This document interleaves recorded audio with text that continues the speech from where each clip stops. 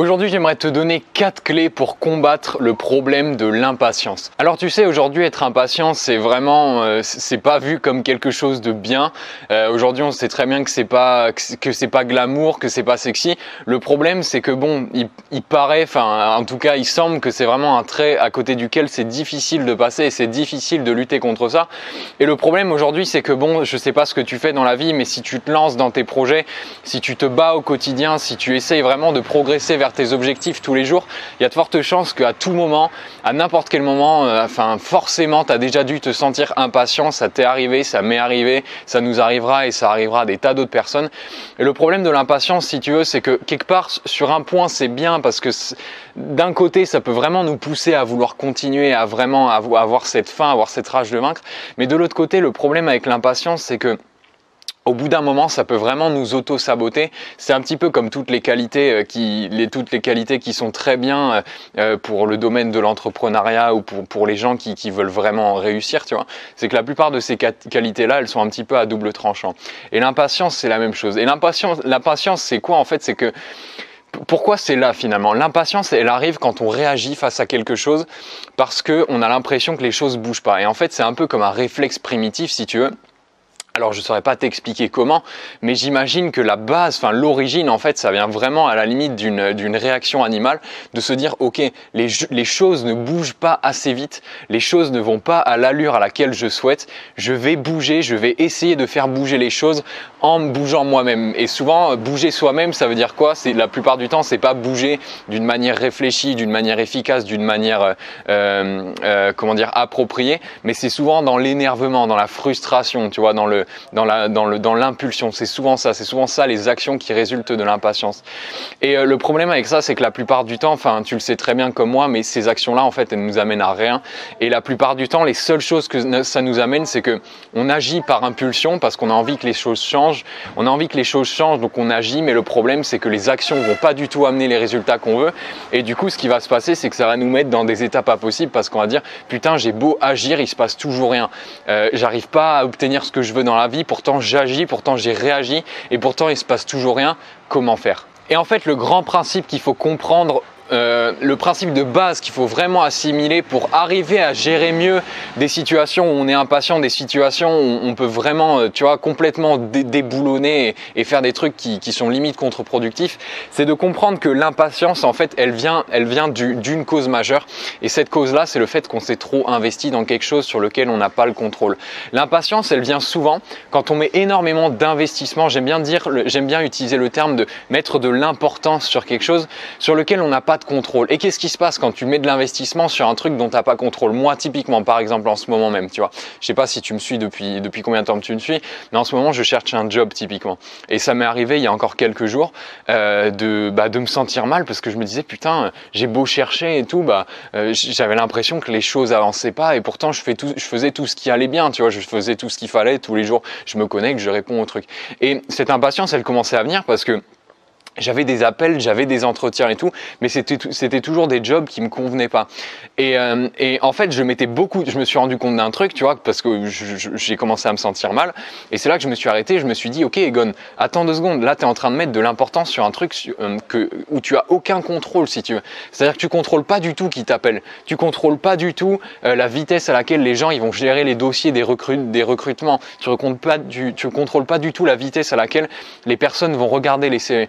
Donc c'est vraiment ça la source de l'importance. C'est quand on met trop d'importance sur un truc, la source de l'impatience, pardon. C'est quand tu mets trop d'importance sur quelque chose. Et aujourd'hui, il y a de fortes chances que si dans ta vie tu te sens vraiment de l'impatience, tu sens vraiment que tu commences à t'énerver parce que tu as l'impression que les choses ne bougent pas assez vite, c'est sans doute parce que tu as trop mis d'importance sur quelque chose sur lequel tu n'as pas de contrôle. Et alors aujourd'hui, j'aimerais te donner 4 clés pour vraiment t'aider à mieux gérer ces situations-là qui sont inévitables quelque part. C'est-à-dire que je vais pas te bullshiter, tu vois, je vais pas te mentir en te disant que le développement personnel ou alors qu'il existe des techniques pour mieux gérer l'impatience, c'est faux, tu vois. Je veux dire, on est tous des humains humains, on est tous, il n'y a aucune technique, même que ce soit en développement personnel ou en gestion des émotions ou quoi, il n'y a aucune technique qui te permet de devenir 100% maître de ton truc. Il va toujours y avoir des choses qui sont extérieures et qu'on contrôle pas. Et c'est normal, c'est la vie, on est humain, on est fait de chair et d'eau, on est des êtres organiques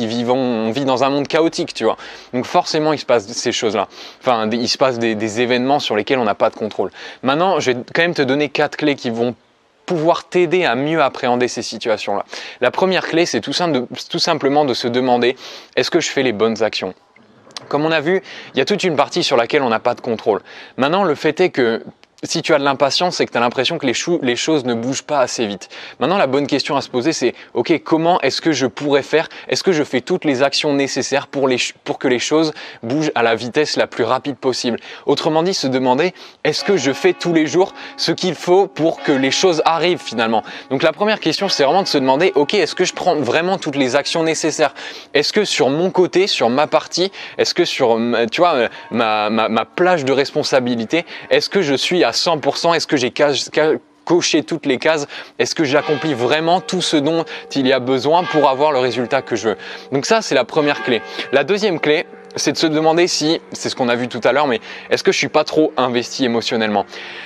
C'est difficile, c'est un petit peu contre-intuitif, mais en fait, plus l'objectif que tu vises à avoir, plus le truc que tu vises, plus l'objectif que tu vises à atteindre est important pour toi, moins il faut être investi émotionnellement dessus. Alors c'est super contre-intuitif parce que tu me diras, mais ouais, mais si je suis pas investi, je vais pas en avoir envie. Mais c'est pas vrai, tu vois. Le fait de s'investir, tu peux tout à fait avoir très envie de faire quelque chose, mais en mettant uniquement toutes tes intentions sur les actions que tu contrôles. C'est-à-dire qu'en fait, il s'agit juste de se détacher du résultat. Tu vois, il ne s'agit pas de se dire, bah, j'ai pas envie de ça, que tu peux pas te mentir à toi-même, tu en as très envie. Mais il faut mettre son intention sur des choses qu'on contrôle. C'est pour ça que je te disais qu'il faut vraiment se poser la question, c'est la deuxième clé. Est-ce que je suis pas trop investi émotionnellement dans mon objectif? Est-ce que je suis pas trop investi émotionnellement dans ce projet qui va peut-être se concrétiser, mais peut-être pas, on sait jamais, tu vois. À tout moment, désolé, il y a la cloche qui sonne, mais à tout moment, la vie, elle t'amène d'autres choses. Tu sais, il y a d'innombrables histoires de personnes qui pensaient à tout prix, qui pensaient à 100% et qui étaient certains de devoir aller par là.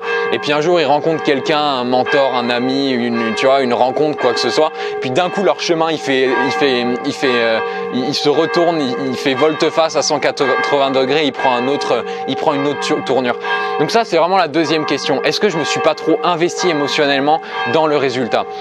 La troisième clé, c'est ce que j'appelle changer le point de gratification. Changer le point de gratification, ça veut dire quoi? C'est un peu ce qui englobe les deux premières clés, c'est de se dire, ok, la plupart du temps, les gens qui sentent de l'impatience, c'est des gens qui mettent le point de gratification sur quelque chose qu'ils ne contrôlent pas. Alors qu'au contraire, si chaque jour, tu vois, je vais te donner un exemple tout concret. Par exemple, moi, ma recherche de job, tu vois, le moment où je deviens impatient, c'est quand j'ai l'impression que j'ai pas d'appel, tu vois, que personne m'appelle ou que j'ai pas d'entretien ou alors que j'ai toujours pas de job, voilà. Pour moi, c'est ça le point de gratification à la base. Et si je raisonne comme ça, je vais être impatient, tu vois, parce que c'est des choses que je contrôle pas.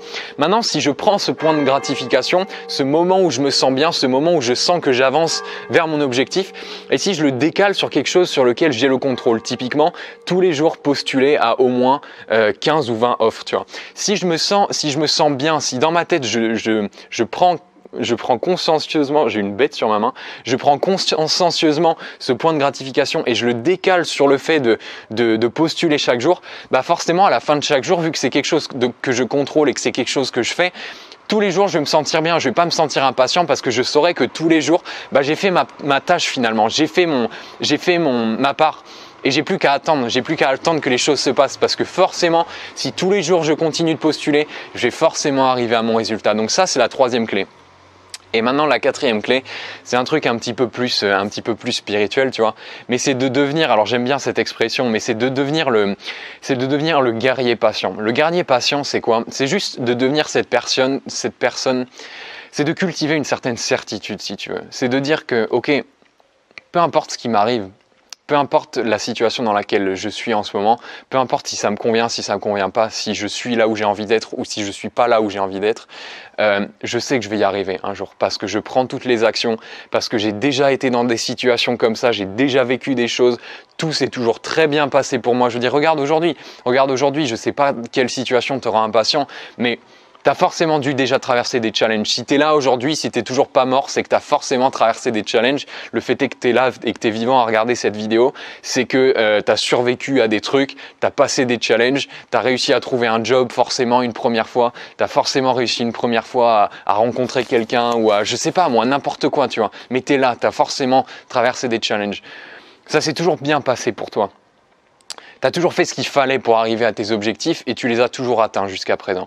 Donc maintenant, il n'y a pas de raison, tu vois, il n'y a pas de raison. Et c'est ça le mindset du guerrier patient. Alors, tu vois, c'est un petit peu, mais ça aide, vraiment ça aide de se visualiser. Moi, je me fais des fois, tu vois, je me visualise vraiment ce guerrier des fois qui est là et qui dit, ok, maintenant c'est peut-être pas facile. En ce moment, c'est peut-être pas facile, mais c'est pas grave, je sais que je vais y arriver. Je sais que là, tout de suite, c'est l'épreuve, tu vois. Faut le voir un peu comme une épreuve. C'est très puissant de voir les choses comme, ok, tout ce qui se passe en ce moment, c'est une épreuve. Je te parlais la semaine dernière dans une vidéo d'une phrase qui est très puissante, qui consiste à se dire dans n'importe quel moment où tu te sens mal, et si c'était un cadeau?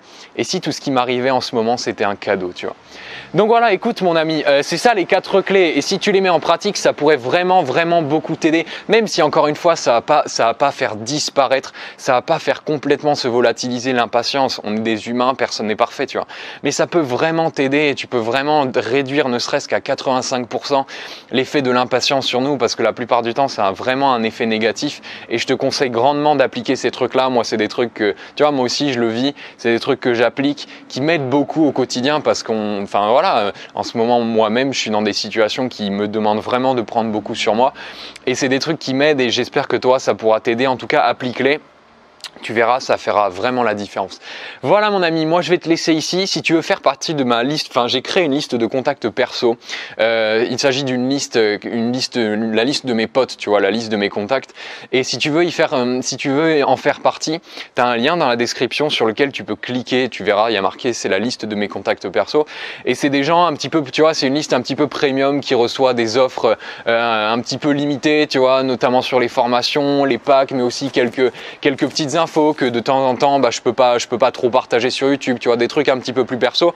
Donc le problème, c'est juste que c'est réservé aux gens qui sont vraiment intéressés par le développement personnel, par des gens qui sont prêts à investir sur eux-mêmes.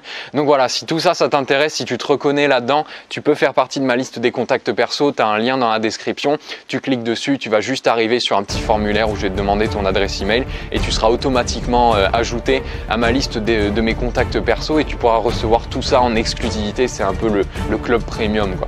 Voilà mon ami, moi je te laisse, je te dis à demain pour la prochaine vidéo. Grandis chaque jour, applique tous ces conseils. Ciao.